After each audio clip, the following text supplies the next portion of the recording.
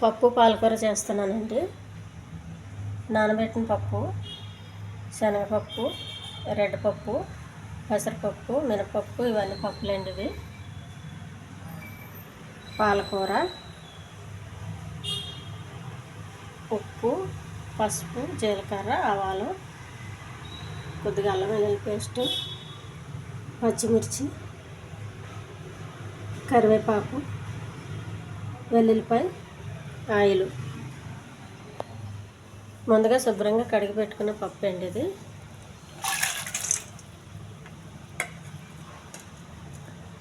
కుక్కర్లో వేసి మూత పెట్టుకోవాలి.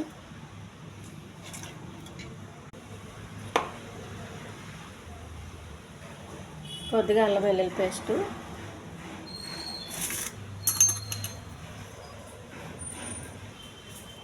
కొంచెం ఉప్పు,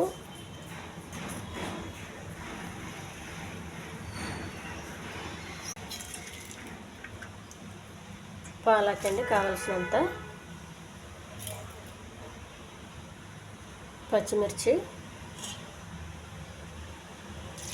కొద్దిగా వాటర్ సరిపడినంత,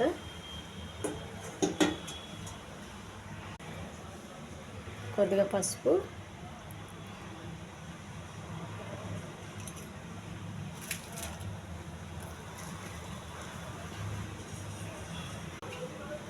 కుక్కర్ మూత పెట్టేయాలండి. కుక్కర్ పెట్టానండి స్టవ్ పైన. 4-5 విజిల్స్ రావాలి పప్పు ఉడికే వరకు. తాలింపు రెడీ చేసుకోవాలండి. స్టవ్ వెలిగించి గిన్నె పెట్టాను. కొంచెం ఆయిల్,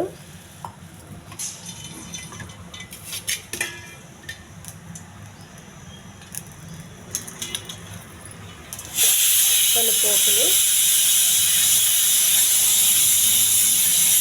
కొద్దిగా జీలకర్ర, కొన్ని ఆవాలు, కొద్దిగా కరివేపాకు,